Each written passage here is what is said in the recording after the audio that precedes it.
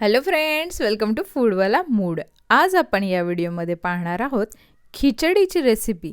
पण ही खिचडी तांदूळाची नाही आहे, तर किनोवाची खिचडी आहे. बघा, आपण सगळे फूडी आहोतच, पण महत्त्वाची गोष्ट असते ती हेल्थ. कुठली गोष्ट आपण खातोय त्यामुळे आपल्या शरीरावर वाईट परिणाम तर होणार नाहीत ना, याची काळजी आपण घ्यायला हवी. म्हणून तसाच एक पदार्थ आज मी तुमच्यासाठी घेऊन आली आहे. किनोवा हा बाजारात हल्ली मिळायला लागला आहे, नाहीतर तुम्ही ऑनलाईनही मागवू शकतात.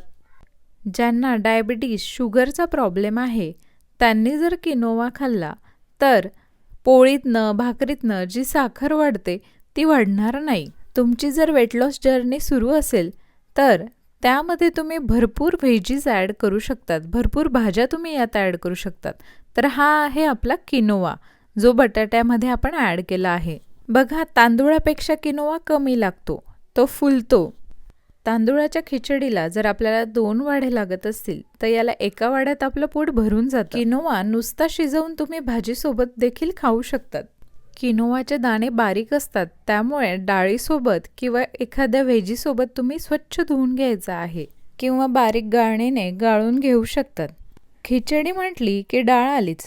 तुम्ही यात मुगाची किंवा तुरीची डाळ घालू शकतात. डाळ स्वच्छ धुवून घ्यायची आहे आणि खिचडी लावण्या अगोदर आपण डाळ थोडी शिजवून घेऊया. किनोवा पटकन शिजतो, तुरीची डाळ शिजायला थोडा वेळ लागतो. मुगाची असेल तर तुम्ही डायरेक्ट खिचडीत टाकू शकतात, पण जर तुरीची डाळ असेल तर ती अगोदर शिजवून घ्यावी. किनोवा खिचडीसाठी आपण वटाणे, शेंगदाणे, कढीपत्ता, कांदा, कोथिंबीर, त्याचप्रमाणे लसूण आणि जिरं कुटून घ्यायचं आहे. शिजलेली डाळ आपण दुसऱ्या भांड्यात काढून घ्यावी.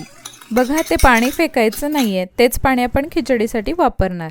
तर आपण त्याच कुकरमध्ये तेल टाकून मोहरीला तडका द्यायचा आहे. मोहरी, जिरं घातल्यानंतर त्यात आपण कांदे घालावे. ज्यांना शेंगदाणे कुरकुरीत हवे असतात त्यांनी अगोदर शेंगदाणे घालावे. कांदे परतवून झाल्यावर आपण त्यात घालणार आहोत जिरं आणि लसूण, जे आपण कुटून ठेवलेलं होतं. नंतर त्यात घालणार आहोत कढीपत्ता. कढीपत्ता तुम्ही अगोदर देखील घालू शकतात.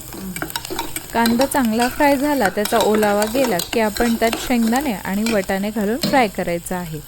त्यानंतर आपण त्यात घालायचा टमाटा. बघा, टमाट्याला पाणी सुटतं, त्यामुळे आपण ते नंतर घालायचं आहे.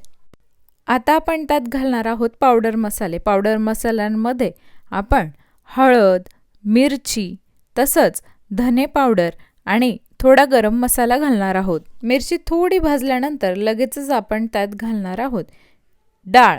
डाळ घालताना जे पाणी आपण शिजवायला वापरलंय तेच पाणी वापरणार आहोत. तांदूळाला लागतं त्यापेक्षा थोडं पाणी कमी घालावं या खिचडीसाठी. आणि आपण घालणार आहोत त्यात मीठ. चवीनुसार मीठ घातल्यानंतर आपण त्यात घालणार आहोत कोथिंबीर.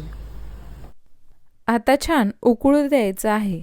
ज्या वेळेला उकळी येते त्यानंतरच आपल्याला त्यात किनोवा घालायचा आहे. किनोवासोबत आपण बटाटेसुद्धा घालत आहोत. बटाटे घालायचं नसतील तर इतर व्हेजीस तुम्ही ॲड करू शकतात, जसं बेबी कॉर्न असेल, शिमला मिरची असेल, गाजर असेल, या गोष्टी तुम्ही ॲड करू शकतात. परत थोडं उकळल्यानंतर आपण कुकरचं झाकण लावून घेणार आहोत. तांदूळाच्या खिचडीपेक्षा 1 शिट्टी तुम्ही या खिचडीसाठी कमी घ्यायची आहे. डाळही आपण अगोदर शिजवून घेतलेली आहे.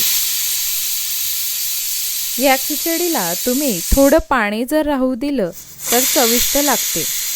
बघा, 2 शिट्ट्या झालेल्या आहेत आणि आपली किनोवा खिचडी रेडी आहे. वाफ काढून आपण छान सर्व करूया. तुम्ही जर वेट लॉस जर्नीला असाल तर संध्याकाळी जर रोज अशी खिचडी खाल्ली तर नक्कीच तुमचं वजन कमी व्हायला मदत होईल. धुळे शहरात जर तुम्हाला किनोवा हवा असेल तर मला संपर्क साधू शकतात. खिचडी म्हटली म्हणजे पापड, कांदा, लोणचं आलंच. बीपीचा त्रास असेल तर पापड आणि लोणचं अवॉइड करा. अशाच हेल्दी आणि वेट लॉस रेसिपी हव्या असतील तर मला कमेंट करून नक्की सांगा. आपल्या चॅनलवर स्पेशल अशा रेसिपीजची प्लेलिस्ट आहे, ज्याची लिंक मी तुम्हाला डिस्क्रिप्शन बॉक्समध्ये दिली. तसंच तुम्ही कुठे फिरायला जायचा प्लॅन करत असाल तर त्यासाठी सुद्धा आपलं चला फिरायला या नावाचं चॅनल आहे. त्याचीही लिंक तुम्हाला डिस्क्रिप्शन बॉक्समध्ये दिली आहे. चला तर मग खात राहा आणि खाऊ घालत राहा. चॅनलला सबस्क्राईब करायला विसरू नका. थँक्यू.